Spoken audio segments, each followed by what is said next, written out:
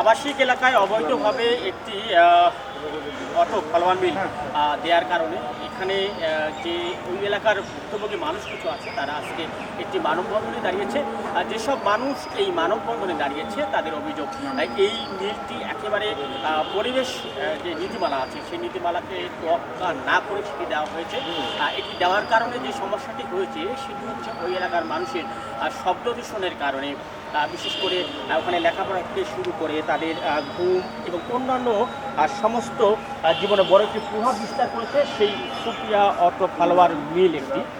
সেখানে বিকট শব্দ হয়, শিক্ষার্থীদের পড়ালেখার সমস্যা হয়, সেটি এখানে যারা মানববন্ধনে দাঁড়িয়েছে তারা বিভিন্ন বক্তব্যে বলার চেষ্টা করেছে। এবং এই যে মিলটি যখন হয় তখন তারা বাধা দেওয়ার চেষ্টা করে, তবে তারা যেটা বলছে সেটি হচ্ছে সে সময় পরিবেশ অধিদপ্তর যিনি সহকারী পরিচালক রেজাউল করিম এবং সেই সঙ্গে রংপুর বিভাগের পরিবেশ যে কর্মকর্তা নূর আলম, তারা একেবারে এই মিলটি দেওয়ার জন্য তারা অনৈতিক সুবিধা নিয়েছেন, অনৈতিক সুবিধা নিয়ে এই মিলটি স্থাপন সহায়তা করেছেন এবং এই মিলটি এখনও চলমান আছে। এবং এখানে যেই ব্যক্তি এবং কিছু ব্যক্তি আমাকে বলার চেষ্টা করছে আমাদেরকে, সেটি হচ্ছে যে যখন তারা এটি বাধা দেওয়ার চেষ্টা করে তখন তারা বিভিন্ন রাজনৈতিক প্রভাব বিস্তার করে রাজনৈতিকভাবে তাদেরকে দমন পীড়নের করার চেষ্টা করা হয়েছে। এখানে একজন ব্যক্তি আছে, তিনি বলেছেন তাকে অনেকগুলি মামলা দেওয়া হয়েছে তাকে, যাতে তিনি এই প্রতিবাদ করতে না পারেন।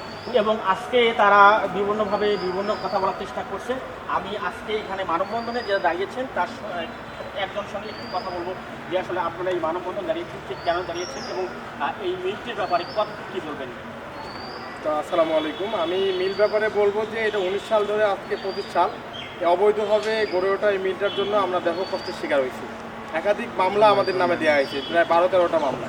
এবং এই অবৈধ মিল থাকার কারণে আমাদের প্রতিবন্ধী বাচ্চা আছে বাড়িতে, তারা ভয়ে থাকেন। মিল স্টার্ট হলে চালু করে দিলে তখন যে কম্পনটা হয়, কম্পনের কারণে কেউ থাকতে পারে না, পড়ালেখা করতে পারে না, বাচ্চারা স্থির থাকতে পারে না। তো এই অবৈধ মিল ব্যাপারে আমরা অনেক অফিস আদালতে বিভিন্ন জায়গায় আবেদন করছি, অভিযোগ করছি, জেলা প্রশাসক বরাবর অভিযোগ করছি। তারা বলছিলেন যে এই মিল বন্ধ করে দেওয়া হবে, এই মিল রাখা যাবে না।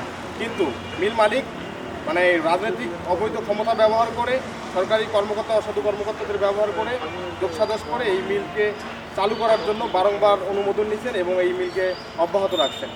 গতকালকে যে আমাদের সঙ্গে আচরণ করছেন, আমরা এখানে ডেকে নিয়ে আসছি মানববন্ধনে, যে রেজাউল করিম সহকারী পরিচালক এবং বিভাগীয় কর্মকর্তা নূর আলম, তারা গিয়ে এই মিল মালিকের সঙ্গে রুদ্ধদ্বার বৈঠক করেন।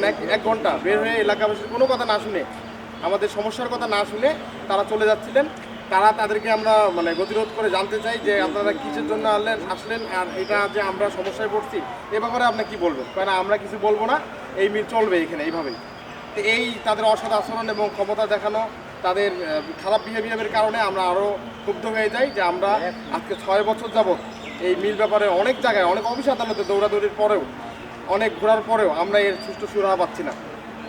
24-এর গণ আন্দোলন বিপ্লব হওয়ার পরও বাংলাদেশে কিভাবে এরকম অবৈধভাবে মিল ফ্যাক্টরি চলে এবং প্রশাসন কর্মকর্তারা, সরকারি কর্মকর্তারা কীভাবে উৎকোষের মাধ্যমে, ঘুষের মাধ্যমে অবৈধ কর্মকাণ্ডকে অব্যাহত রাখার সুপারিশ করে, সুবিধা দেয়, আমাদের খুবই কষ্ট, খুবই দুঃখ। এই দুঃখ ব্যক্ত করার জন্য, এই অবৈধ প্রতিষ্ঠান বন্ধ করার জন্য মূলত আজকে আমাদের এখানে একত্র হওয়া।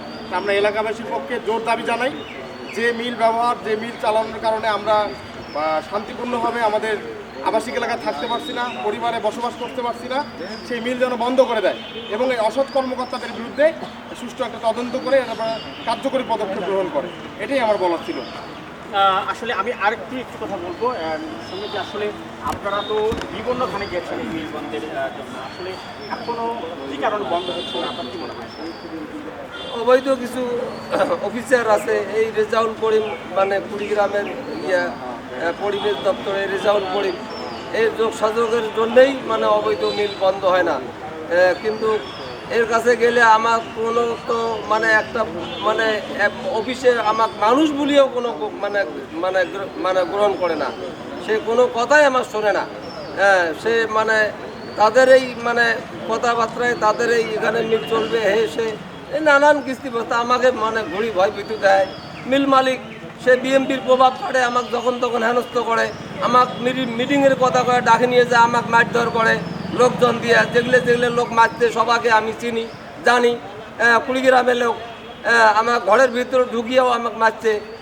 আর জন্য আমি কোনোদিন কোনো প্রতিবাদ করতে না পারি। তা এইরকম প্রভাব খাটে, বিএনপির প্রভাব খাটেই তারা একাধিক আমার মানে উপর নির্যাতন করছে আর কি। তো আসলে আমরা যেটুকু জানলাম সেটি হচ্ছে এই ভুক্তভোগী মানুষ যারা আছে তারা বারবার এই কথাগুলি বলার চেষ্টা করছে যে তারা যখন এই যে মিলটি আছে সেটি তাদের ভাষায় এটি একটি অবৈধ মিল, আর সেটি যখন বন্ধের দাবিতে বিভিন্ন জায়গায় তারা বলার চেষ্টা করেছে, আর সেখানেও তারা কিন্তু বিভিন্ন জায়গায় নির্যাতনের শিকার হয়েছেন। এবং তারা এখন যেটা বলছে সেটি হচ্ছে কর্তৃপক্ষ যারা আছে তারা যেন একটি দৃষ্টি দেয়, এই মিলটি বন্ধ করে ওই এলাকার মানুষের সার্বিকভাবে বসবাস করার উপযোগী করে তোলে, এই কথাগুলি বলার চেষ্টা করুন। সেই সঙ্গে যারা যে কর্মকর্তারা এই আসলে অবৈধ সুযোগ সুবিধা নিয়ে এই চালু আমার সহায়তা করেছেন তাদের বিরুদ্ধে বিভাগীয় ব্যবস্থা নেওয়ার দাবি জানিয়েছেন।